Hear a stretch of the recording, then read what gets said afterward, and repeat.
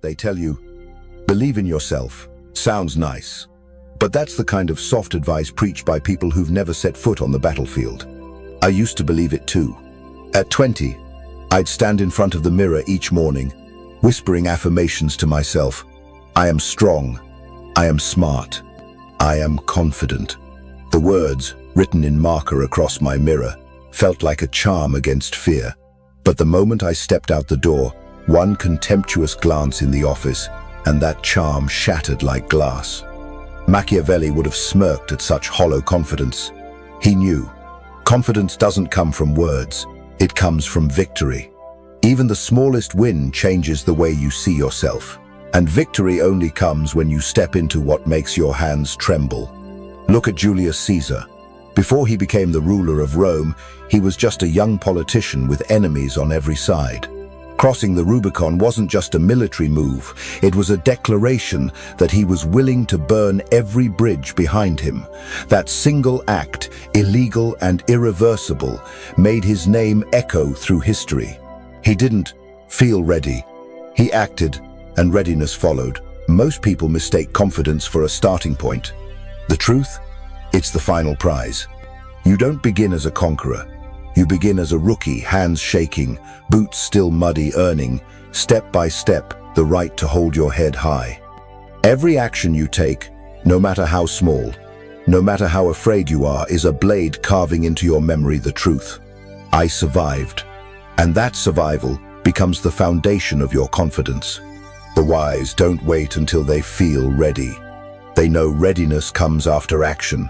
And action repeated enough turns the weakest among us into someone even they can't help but respect. So I'll ask you this, how many battles have you been postponing just because you don't feel ready? And when will you admit that waiting has never made anyone stronger? I learned that lesson the hard way. At 21, I left my hometown and came to California alone. No job, no money, no familiar faces, and most importantly, not a shred of confidence that I would survive. I found a tiny apartment, barely big enough to stretch my arms in, lit only by a sliver of sunlight slipping through the doorframe. In my pocket, the little money I had was like an hourglass running in reverse sand, draining fast. I knew that if I didn't land a job within weeks, everything would collapse. My only shot, a small gym a few blocks away. I had a degree in sports science, so I figured I'd at least be talking about muscles and nutrition. But by the first week, I discovered the real job was selling. Marketing. Sales. Two words that hit me like swallowing a stone. I knew nothing about it, and the feeling of being an imposter swallowed me whole every time I looked a customer in the eye. Machiavelli would have said, when the battlefield changes, survival belongs to the fastest learner. I didn't run. I didn't let myself become the soldier who deserts halfway through the fight. I drew up a plan like a military campaign, reading 5 books on sales, arriving at 4 a.m., leaving at 9 p.m. I shadowed the best salespeople like a rookie glued to the commander. I drilled every skill until, when I finally faced a customer, the words came out like reflex. The day I closed my first deal, people clapped and congratulated me. But that didn't matter. What mattered was the feeling that I had kicked down a locked door in my own mind. I had thought, I can't do this, and I was wrong. From that moment, my world expanded. If I could sell, I could learn marketing. If I could learn marketing, I could lead. If I could lead, I could build an empire. One small victory had redrawn the map of what was possible. And history repeats this truth. In 1513, Niccolo Machiavelli himself was stripped of power, imprisoned and tortured. He had every reason to vanish into obscurity. Instead, he treated his exile like a campaign, studying rulers, dissecting strategies, and writing The Prince, the manual that would make his name immortal. He didn't wait to regain status. He built the weapon that would restore it. So I'll put this to you. What's the one skill, right now, that terrifies you the most yet could change everything if you mastered it? And will you face it before the hourglass runs out? You see, Confidence is not a gift from the heavens. It's evidence you forge for yourself. Every time you do something difficult, whether you succeed or fail, you leave a mark in your memory that says, "I dared." And when enough of those marks stack up, they become your reputation, at least in your own eyes. Those who never act will forever chase motivation the way an addict chases their next hit. But those who act understand motivation is the reward, not the prerequisite, and that's why they go further than everyone else. Emotion is the most dangerous traitor. It convinces you that you're failing even while you're making progress. It magnifies a tiny mistake into a death sentence for your confidence. I saw this firsthand when I was trying to lose over 100 pounds. During the first week, I trained consistently, ate clean, and stayed disciplined. Then came a party, one slice of cake, and suddenly, a wave of guilt crashed over me. I've ruined everything. If I had listened to that emotion in the moment, I would have quit. But instead of trusting how I felt, I turned to evidence. I had been recording everything, every meal, every workout, every morning weigh-in. When I opened my notebook, the truth stared back at me. 6 good days, 1 slip. The progress line wasn't perfectly straight, but it was still moving upward. That evidence crushed the lie my mind was trying to tell me. Machiavelli once warned that a wise ruler never relies on spoken reports. They demand numbers. Words can be twisted by emotion, but numbers are cold and honest. Look at Admiral Horatio Nelson before the Battle of Trafalgar. British spies reported conflicting stories about Napoleon's fleet. Rumors said the French were stronger, faster, better prepared. Nelson refused to make a decision on rumors alone. He demanded precise positioning data, wind direction logs, and ship counts. That cold evidence let him plan the ambush that would destroy the enemy fleet and secure Britain's naval dominance for decades. Confidence works the same way. If you don't track your progress, your brain will selectively remember your failures and erase your victories, not because it hates you, but because it's wired to prioritize danger over safety. So here's your test. If I asked you right now to show me proof, not feelings, of your progress in the last 30 days, could you? Or would you be left defending yourself with nothing but words? To beat this built-in bias, you need proof. Every time you finish something, write it down.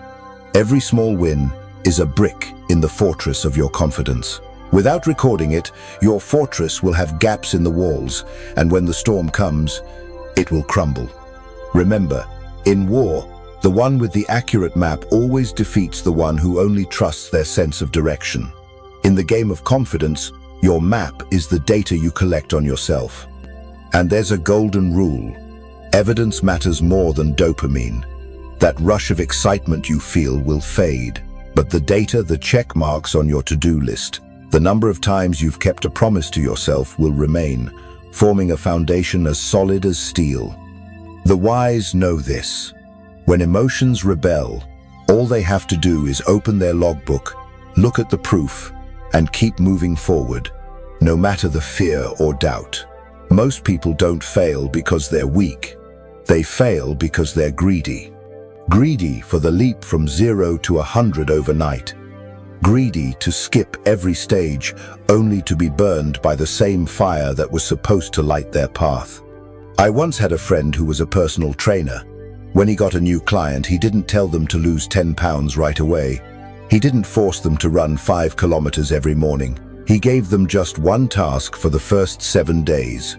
Make their bed and send him a photo. Sounds almost laughable, yet it worked with ruthless precision. Because when a person completes a tiny task every day, they create an unbroken chain of victories. And that chain unlocks something more valuable than fitness belief in themselves. Machiavelli once said that to capture a great fortress, you must first seize the small outposts surrounding it. Each outpost that falls weakens the enemy's will to fight. In the war of building confidence, your outposts are those small tasks you cannot fail. Think of Alexander the Great. He didn't march straight into the heart of the Persian Empire.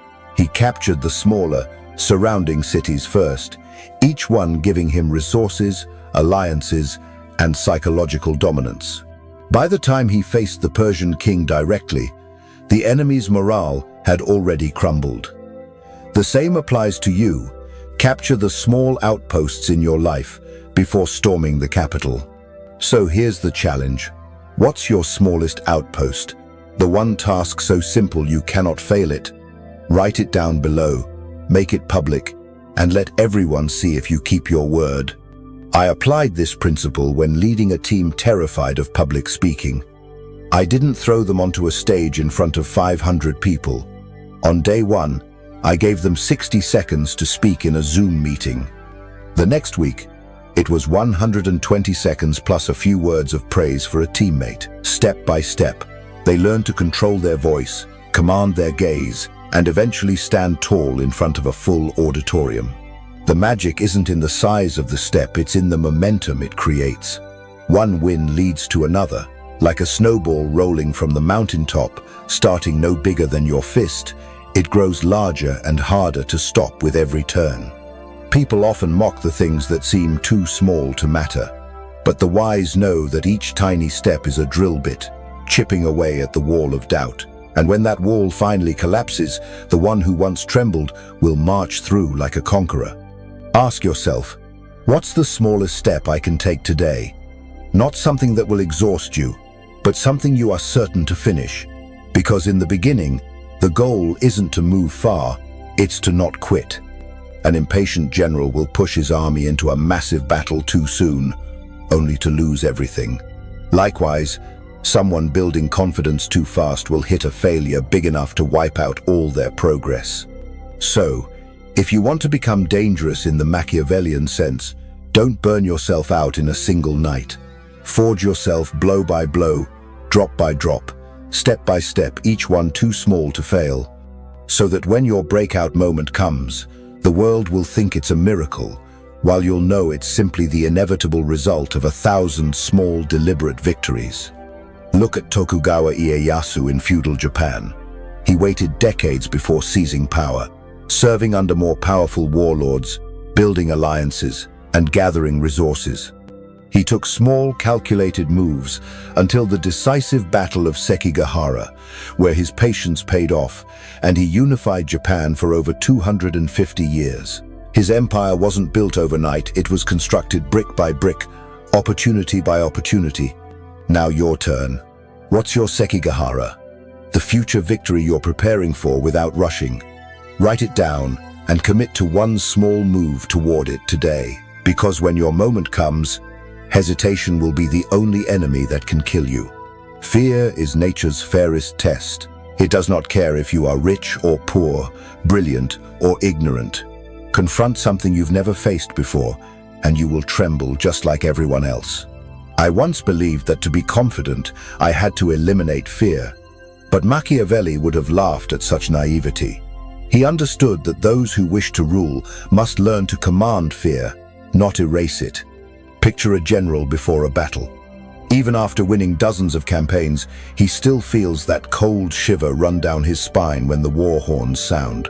Yet instead of retreating, he marches straight into the fray, carrying his fear with him like a talisman, a reminder that every step comes at a price. I've carried that same principle into my own life.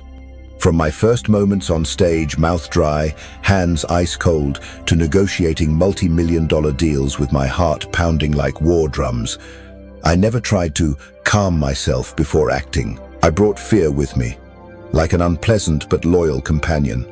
You must understand, fear peaks right before you begin. Before you start, your mind spins endless disaster scenarios to keep you safe. But the moment you step into the fight, your body starts to adjust. After 15 seconds, your heartbeat slows. After a minute, your breathing steadies. After 2 minutes, you realize you are in control.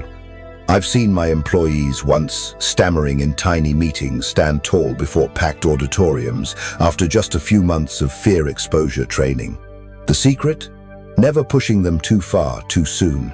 Each week, I'd give them just enough fear to pressure them, but not enough to crush them. It's like forging steel. Heat it too long, it softens. Too short, it becomes brittle. You must give yourself enough heat to change, but not so much that it burns your will away. Think of Winston Churchill in 1940. Britain stood alone against Nazi Germany. Every night, bombers roared over London. Churchill's speeches weren't free of fear. He felt it deeply, but he turned that fear into fuel, using it to rally a nation that could have easily surrendered. His voice didn't hide the danger. It commanded his people to face it together. So here's your challenge. What's the one thing you've been avoiding because it scares you? Name it, write it down, and do it while your hands are still shaking.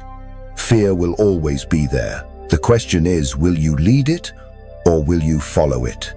Machiavelli once wrote, "A wise ruler keeps his subjects both fearful and respectful." When it comes to yourself, you must be that ruler. The fear keeps you sharp. The respect is what you feel for yourself when you cross the threshold despite that fear. So from today forward, stop waiting to be fearless before you act. Choose something you've been avoiding out of fear, and do it while your hands are still shaking. Because the moment you cross that line, you'll realize confidence isn't the absence of fear, it's the courage to advance in spite of it. There are moments when you no longer have time to prepare, to wait for the right moment, or to soothe yourself into calm. You have only the fire, and either you withstand it, or you burn with it. I remember a firefighter I once met. During training, he told me, "The first time I went into a burning building, I thought I was going to die. Flames swallowed the structure, wooden beams cracked like gunshots. My mask fogged until I could barely see. My heart was pounding so hard I thought it would burst out of my chest, but there was no other choice. If I turned back, someone inside would die. If I went forward, I might die. I went forward. He survived. And after that, no fire ever made him tremble the way that first one did." Machiavelli would have said, "A man who has survived hell will never fear the sight of flames." Consider the Spartans at Thermopylae. 300 men stood against the Persian Empire's vast army.